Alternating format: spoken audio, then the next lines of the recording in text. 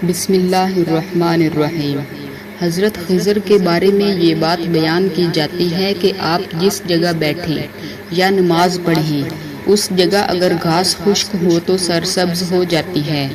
آپ کا زمانہ ذوالقرنین بادشاہ کا ہے جن کو سکندر ذوالقرنین بھی کہا جاتا ہے۔ ان کا یعنی حضرت ذوالقرنین کا ذکر قرآن کریم کی سورۃ کہف میں آیا ہے۔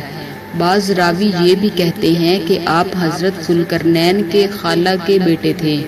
حضرت ذوالقرنین نے سکندریہ شہر بسایا اور اس کا نام اپنے نام پر رکھا۔ حضرت خضر ان کے یعنی حضرت ذوالقرنین کے وزیر تھے۔ دنیا میں 4 ایسے بادشاہ ہوئے ہیں جنہوں نے تمام دنیا پر حکومت کی تھی۔ ان میں سے 2 مومن ہوئے جن میں ایک حضرت ذوالقرنین تھے اور دوسرے حضرت سلیمان جو کہ بادشاہ ہونے کے ساتھ اللہ تبارک و تعالیٰ کے برگزیدہ نبی حضرت داؤد کے بیٹے اور خود جلیل القدر نبی تھے۔ آپ نے تمام دنیا پر حکومت کی مگر اللہ تعالیٰ کی آپ پر یہ بھی عطا تھی کہ آپ کی حکومت انسانوں کے ساتھ جنوں پر بھی تھی، اور ان کے ساتھ ساتھ اللہ پاک نے پرندوں اور ہوا پر بھی آپ کو حکومت عطا فرمائی تھی، اور آپ کے تخت کو آپ کے حسب حکم ہوا جدھر آپ حکم دیتے اٹھا کر لے جاتی تھی۔ الغرض جیسا کہ یہ مذکورہ بالا دونوں بادشاہ مومنین میں تھے۔ 2 کافر بادشاہ ہوئے جنہوں نے تمام دنیا پر حکومت کی تھی۔ اسی طرح 2 کافر بادشاہ ہوئے جنہوں نے تمام دنیا پر حکومت کی تھی۔ ان میں سے ایک نمرود تھا اور دوسرا بخت نصر۔ اب ایک 5ویں بادشاہ اس نبی آخر الزمان صلی اللہ علیہ وسلم کی امت سے ہونے والے ہیں جو تمام روئے زمین پر حکومت کریں گے، اور ان کا نام مبارک حضرت امام مہدی ہوگا اور یہ بہت بڑی شان کے حامل ہوں گے۔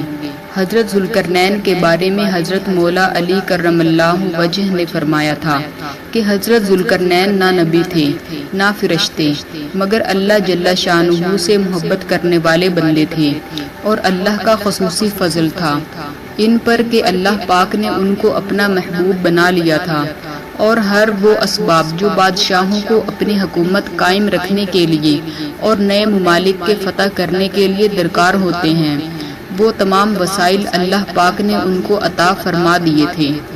حضرت ذوالقرنین نے پرانی کتابوں میں یہ پڑھا تھا کہ اولاد سام میں ایک شخص ہوگا جو کہ چشمہ حیات جس کو آب حیات کہتے ہیں اس کا پانی پیے گا تو اللہ پاک اس کو عمر جاودانی عطا فرما دیں گے، یعنی اس کو موت نہ آئے گی۔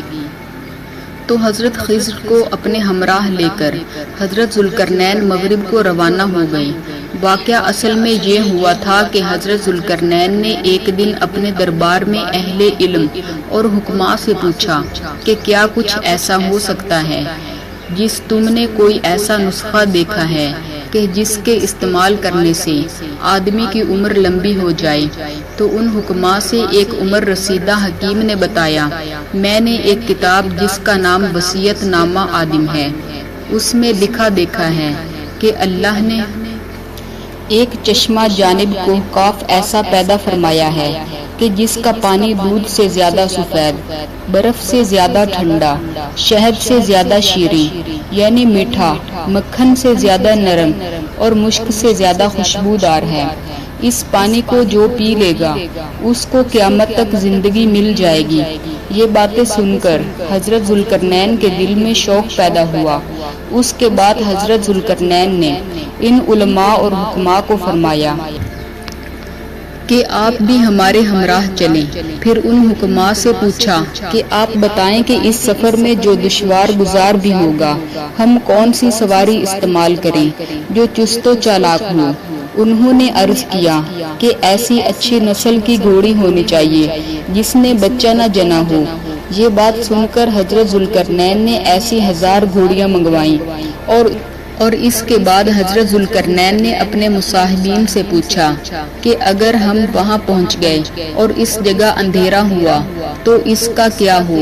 ان لوگوں نے عرض کیا کہ آپ اپنے ساتھ لال و جواہر رکھیں جن کی روشنی راستہ دکھائے گی۔ تو حکم دیا کہ خزانہ عامرہ سے اچھی قسم کے لال و جواہر لائے جائیں، پھر آنکھوں کو خیرہ کرنے والی روشنی والے لال و جواہر حضرت خضر کے حوالے کیے اور ان قافلے کا رہبر کیا، کیونکہ بادشاہ ان کی ذہانت اور علم و تقوی کا بہت قائل تھا۔ پھر حضرت ذوالقرنین نے تخت و تاج ایک دانا اور وفادار ملازم کے سپرد 12 سال کے وعدے پر کیا، اور یوں یہ قافلہ رخصت ہوا اپنی منزل کی جانب۔ چلتے چلتے جب کوہ کاف پہنچے تو راستہ بھول کر 1 سال تک ایک جگہ سرگرداں اور پریشان رہے، یعنی بھول بھلیوں میں پھنسے رہے کہ سمجھ نہیں آتا کہ منزل تک کیسے پہنچا جائے۔ پھر ایک دن حضرت خضر قافلے سے جدا ہو کر آب حیات کے چشمے کو تلاش کرتے ہوئے آگے روانہ ہوئے تو مغرب کے وقت ان کو سورج غروب کے وقت ایسا نظر آیا جیسے کسی چشمے میں ڈوبتا ہے، جس طرح سمندر میں سفر کرنے والوں کو نظر آتا ہے۔ آپ حیران ہو کر آگے بڑھے تو اندھیرا اتنا تھا کہ ہاتھ کو ہاتھ سجائی نہیں دیتا تھا۔ آپ کو یکایک خیال آیا تو آپ نے اپنی جیب سے قیمتی لال و جواہر نکالا، جس کی روشنی نے اطراف و کنار کو روشن کر دیا۔ جب اندھیرا چھٹا تو آپ کو اللہ پاک کی کرم نوازی سے چشمہ آب حیات نظر آیا، جو اپنی تمام نشانیوں کے ساتھ موجود تھا۔ آپ نے اس پانی کو لے کر وضو کیا اور کچھ پانی پی لیا۔ اللہ کے کرم سے اس پانی کے پی لینے سے آپ کی عمر اللہ پاک نے دراز فرما دی۔